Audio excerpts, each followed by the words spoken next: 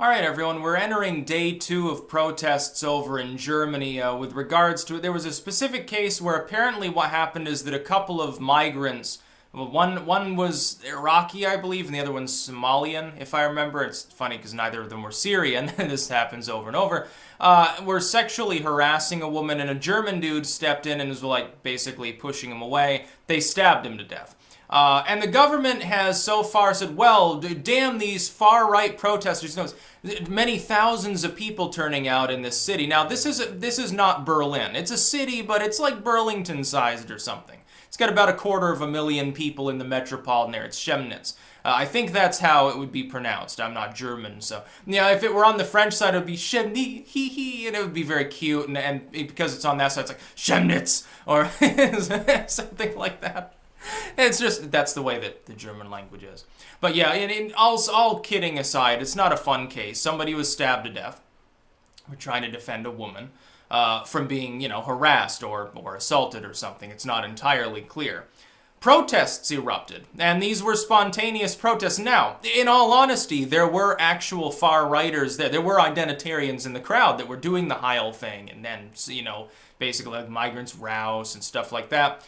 The majority of the people in that crowd were not doing that. They were mundane, run-of-the-mill people who I think have been tired over time of the German government. Now, let me tell you, there's something far more sinister than just, well, the German government came out and labeled a bunch of people far-right for daring to protest the fact that a major crime was committed, and the government is powerless to stop this from happening, and in fact appears to openly encourage such behavior through its immigration policies. It goes far deeper than that. Here's what it goes into ultimately. When the response by the establishment in Germany, which is toothless and stupid, is to label every sane person in a community far-right for being pissed off at the fact that the German government will not protect them against people who are doing criminal things. And you've got situations where courts are giving people slap-on-the-wrist punishments for major crimes for various excuses because they are not from Germany, or not from that area of Europe, not from the German hegemony of North Central Europe or something. When these things happen, and when the response is essentially victim-blaming, you are pushing many people who are not far-right into the far-right fold. You are massively increasing their ranks, and at the same time, it has a feedback effect as well with the far left. People who are mundane, they're just like a liberal, like a garden variety, like social democrat style European liberal. They just want to drink their ale or whatever and have more welfare.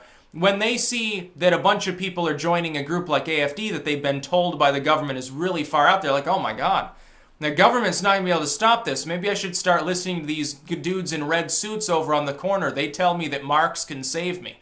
It's a feedback mechanism. And then the left grows. And then the right grows because the left grew. And then it keeps going back and forth. This has happened before. This happened in Weimar, Germany.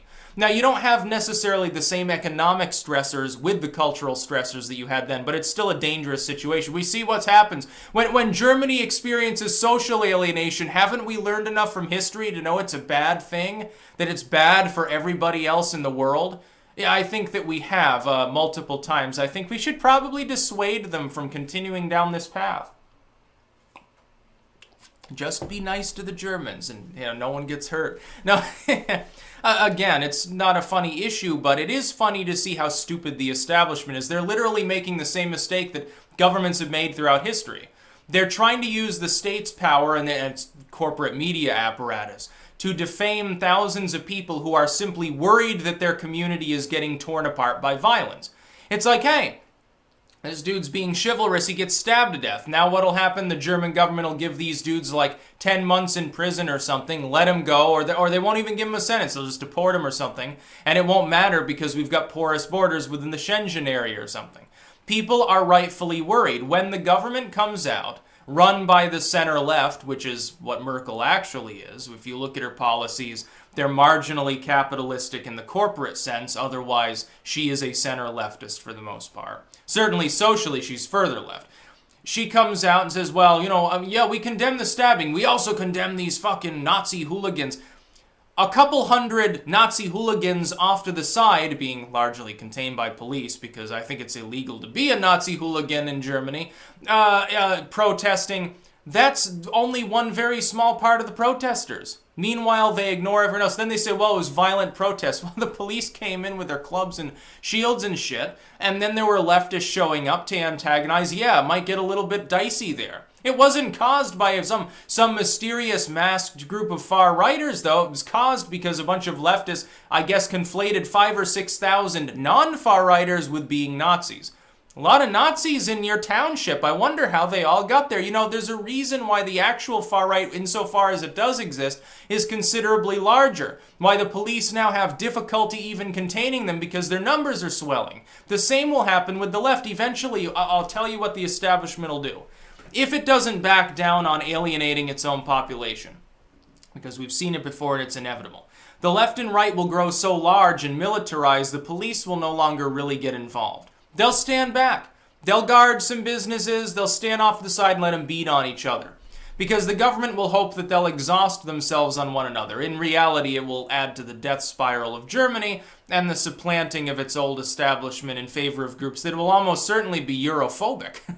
Almost certainly what you're going to get is Germany will start becoming more insular, more isolated. The government, unable to control the situation, with the left and right spiraling out of control, unable to fully govern, will have no choice but to take them up as coalition partners or give them concessions. And the problem is, if you've got the far left and far right rising up, if you give a concession to one to calm them down, stop the violence, come on, go home and vote for us, we'll give you migrant crisis reform, we'll give you more welfare, whatever. You inflame the other side, and the other side grows because it harangues and there will always be problems. When a government makes more problems through inept policy, it sets the groundwork for its own supplanting, for its own destruction. But, Merkel is too dumb to realize this. I don't think Merkel even cares if she continues to govern after her current term.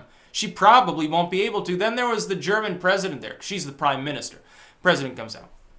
And he says, well, there's no such thing as a native German. Yeah, way to, again, inflame the roughly 15 to 20% of your population that's had it to the point where they're joining parties that you have spent years labeling fascists. 20%, roughly 15 to 20% of the German population now falls under a party loyalty that the establishment there considers to be a variant of fascism. Roughly 10 to 15% are now communists. Aren't you slightly worried about this? I know I would be. If I were a normal German, I'm like some middle-class German, I just want my fucking bratwurst and shit. I'm sitting down the Alpine of Bavaria, and I'm like, I don't know, I don't see any problems around here. I just want to eat my fucking pastries. But then I read a news report saying, oh yeah, like 15% of Germans are commies, 15% of them are Nazis now, like a third of the German population are now extremists. Oh shit, I better get those pastries while they last because pretty soon shit's gonna hit the fan. It's happening all over Europe. This is a microcosm of a larger problem. It's happening everywhere. The Swedish Democrats, supposedly far-right, although not really, they're labeled that way. They're labeled marginally Nazis, like the Identitarians or something. Largest party in Sweden. Who saw it coming? Le Pen. Supposedly a Nazi, supposedly a horrible identitarian, got a third of the vote in the French elections. Wilders, considered a far out there fringe nativistic populist individual, totally not in keeping with Dutch culture. Party forces the center left aside, the far left ends up being the main coalition partner of the old establishment, which loses a considerable amount of support as he doubles or triples his vote share. Yeah, it's happening all over Europe, especially Western Europe. Denmark. Denmark's now got some program, they're paying Danish people to have more babies. What happened is that Germans weren't having children. So Merkel decided, oh shit, we can't let German productivity slack off. We can't have less people and therefore maybe we can have more parks or something. Oh my god, what a terrible dystopian ideal that we wouldn't have smokestacks up every fucking where and be like hyper-industrialized Germany. Oh my god, I could be the chancellor that, reforesting things reminds them of the 1930s. For them, it's not a fun time. They're like, oh, that Adolf dude was weird. He was a vegetarian and stuff. He didn't like the bratwurst factory and stuff. He liked classical architecture. Oh, how weird was he for a German at the time. No. What's happening is that they feel the German people largely are fearing being displaced, and then a lot of other German people are afraid of them worrying about being displaced because they think it makes them a Nazi. Because the government said so. It's the government's own problem there. I'm not surprised to see protests rise up into the thousands. You've got 7,000 people protesting and a bunch of you've got like 10,000 people. That's a substantial proportional fucking population of this urban area. It's only a quarter. If there's less than 250,000 people in this area, this would be like if up in Burlington, 6,000 or 7,000 people converged on the UVM campus for a brawl with the police. It'd be anarchy. It'd be insane. It'd be quite a sight to behold. It would be larger than the population of a lot of outlying towns in the region.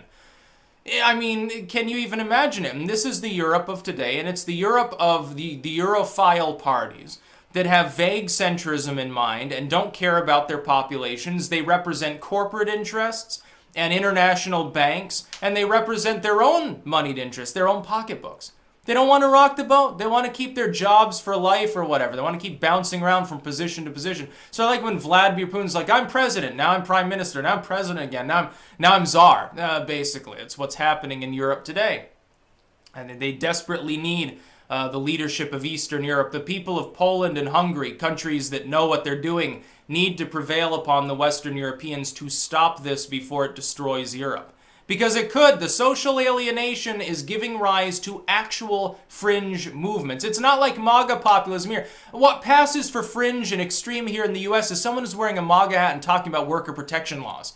That's considered extreme for the US. No, over there it's people beating each other to death and stabbing each other and throwing flares at the police and tossing over cars and burning stores and shit. That's actually extreme political extremism, and it's not just coming from the right, but they're going to focus on it single-mindedly, creating an us versus them victim mentality and growing both sides in the process. It is inevitable. I wouldn't be surprised to see half the German population in the next election supporting so-called fringe parties, some of which will actually be fringe, and you should hope AfD takes control before something that's actually legitimately far more violent comes along. That's about all. Peace out.